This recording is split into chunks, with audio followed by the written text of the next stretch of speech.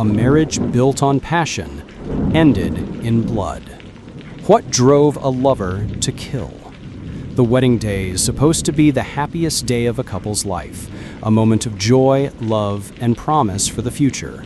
But for one newlywed couple in the quiet town of Savannah, Georgia, their vows of "till death do us part" became chillingly literal, before the ink on their marriage certificate had even dried.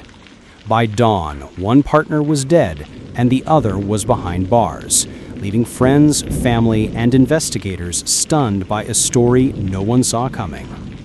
What could twist a wedding night, a night of celebration and intimacy, into a scene of betrayal, violence, and tragedy? Tonight, on Dark Passion, we unravel the shocking case that came to be known as the Deadliest Wedding Night Ever. This story begins like a fairy tale, but ends in a nightmare that shocked an entire community. Savannah, Georgia, July 2012. The city is known for its historic charm: cobblestone streets, oak trees draped in Spanish moss, and southern hospitality that lures thousands of tourists each year. But beneath the beauty, Savannah has also seen its share of secrets. And in the summer of 2012, one secret exploded into tragedy. The newlyweds at the center of the story were Rebecca Lawson, 29, and Thomas Greene, 31. To the world, they seemed like a perfect couple. Rebecca was a nurse at Memorial University Medical Center, known for her kindness and radiant smile. Thomas was a local business owner who ran a chain of car dealerships. Their romance was the kind people admired, a whirlwind courtship that moved quickly from first date to engagement in just 9 months. The wedding was lavish, held at one of Savannah's most historic squares. Friends recalled white roses everywhere, Rebecca glowing in lace, Thomas beaming in his tailored tuxedo. It was like a movie, one bridesmaid later told reporters. But behind the glamour, whispers of tension had already begun. Thomas had a temper, subtle at first, then increasingly noticeable. Rebecca's family worried he was controlling. Some friends noticed Rebecca growing quieter in the months before the wedding. But no one imagined those red flags would culminate in what happened next. By the end of their wedding night, Thomas would be accused of murdering his bride. To understand how a fairy tale collapsed in less than 24 hours, we need to look closer at who Rebecca and Thomas really were and the dark undercurrents that led to their deadly wedding night. Rebecca Lawson grew up in a tight-knit family just outside Savannah. She was ambitious, independent, and deeply caring. Friends described her as someone who always put others first, sometimes to her own detriment. After finishing nursing school, she dedicated herself to long shifts at the hospital, often sacrificing her own social life for patients. Thomas was different. Raised in a wealthy family, he was used to privilege. Confident, assertive, and charming, he drew people in easily. His dealership empire made him a local success story. To Rebecca, he seemed like stability, security, and excitement rolled into one. Their romance began at a charity gala, where Thomas was a donor and Rebecca a volunteer. Within weeks, Thomas swept her off her feet with gifts, trips, and promises of a bright future. But while Rebecca saw love, others saw red flags. Thomas didn't like when Rebecca worked late. He didn't like her going out without him. Slowly, her world began to revolve around him. Text later revealed patterns of jealousy. Thomas: "Why didn't you answer? Who were you with?" Rebecca: "I was at work, you know that. Please trust me." Thomas: "Don't make me wonder, Becca. I need to know you're mine." To outsiders, it looked like passion. To those closer, it looked like control. Still, Rebecca pressed forward. She wanted love, she wanted a family, and Thomas promised both. By July 2012, the wedding was set. But passion unchecked has a way of curdling into obsession, and by their wedding night, the cracks in their relationship would explode. What happened inside their honeymoon suite just hours after they said "I do" would leave detectives piecing together a scene more chilling than anyone could have imagined. The reception ended just after midnight. Guests left laughing, still buzzing with champagne and music. Rebecca and Thomas checked into a luxury hotel suite downtown, a room decorated with rose petals, champagne on ice, and all the trappings of romance. But the fairy tale lasted only minutes. According to witness accounts, guests had noticed tension brewing even at the reception. Thomas grew visibly upset when Rebecca danced with an old college friend. He drank heavily. By the time the newlyweds slipped away to their suite, his temper was already simmering. What happened next came out later in fragments: witness testimony, forensic evidence, and Thomas's own shifting statements. Inside the suite, an argument erupted. Neighbors in adjacent rooms recalled shouting, thuds, a woman crying. Rebecca recreated. Thomas, stop, you're scaring me. Thomas, shouting, you embarrassed me. On our wedding night, dancing with him like that? You're mine, Rebecca, mine. The fight escalated. A champagne bottle smashed. Rebecca tried to leave, but Thomas blocked the door. At some point, the struggle turned violent. When the shouting stopped, Rebecca lay motionless on the floor, her wedding dress torn, her veil scattered. At 2:13 a.m., hotel staff received a call from the suite, but it wasn't Thomas.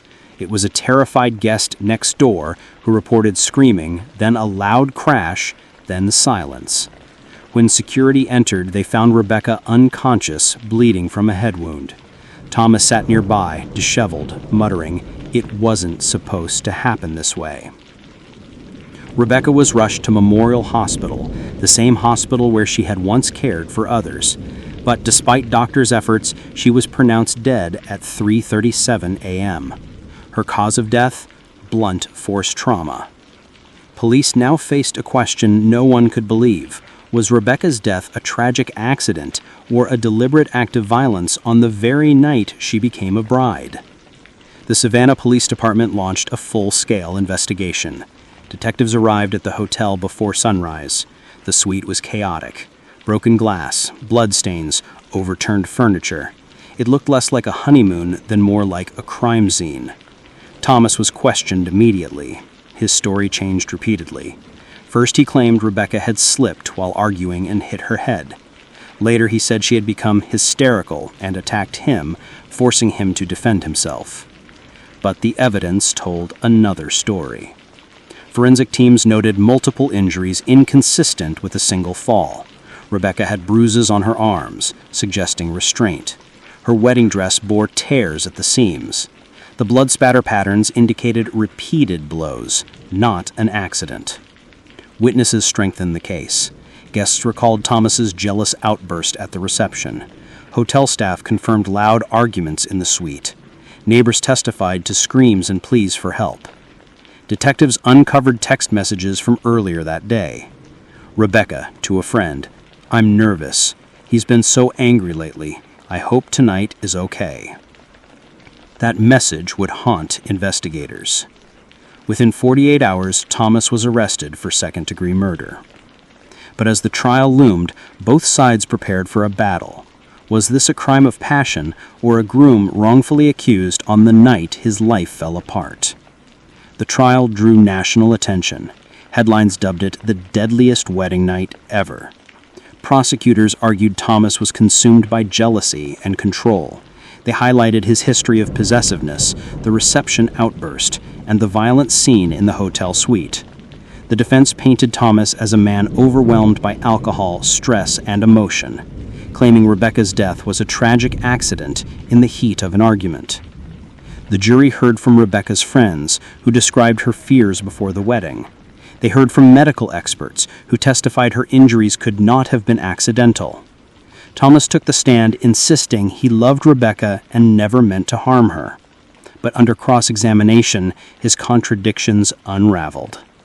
After deliberating for 2 days, the jury delivered their verdict, guilty of second-degree murder. Thomas was sentenced to 35 years in prison. But beyond the verdict lies the deeper question. Why do crimes of passion erupt so violently? And what makes love transform into lethal obsession? Criminologists describe crimes of passion as affective homicides, killings born in moments of overwhelming emotion. They are rarely planned but often predictable. In Thomas and Rebecca's case, the warning signs were clear: his jealousy, his controlling behavior, her growing fear. Their relationship followed a dangerous pattern: passion fueled by insecurity, spiraling into violence. Psychologists note that weddings can amplify emotional stress. For Thomas, Rebecca was not just a wife, she was proof of ownership. When she embarrassed him, even unintentionally, his fragile control shattered.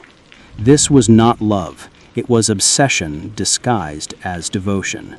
And in Savannah, a marriage meant to last a lifetime ended before the wedding night was even over. Rebecca Lawson dreamed of love, family, and a future filled with promise. Instead, her wedding night became her final night. For Thomas Greene, passion turned to rage, and rage destroyed everything. This is the haunting reality of crimes of passion. They begin with love, but end in tragedy. They remind us that desire without trust, passion without respect, and love twisted into control can be as dangerous as any weapon. This was the deadliest wedding night ever. This is Dark Passion, where we uncover the true stories of love, lust, and obsession that spiral into violence. Subscribe for more chilling cases where romance turns fatal. Hit the bell icon so you never miss an episode. And share this story to remind others how quickly passion can become destruction. Because in the end, love became obsession, and obsession turned deadly.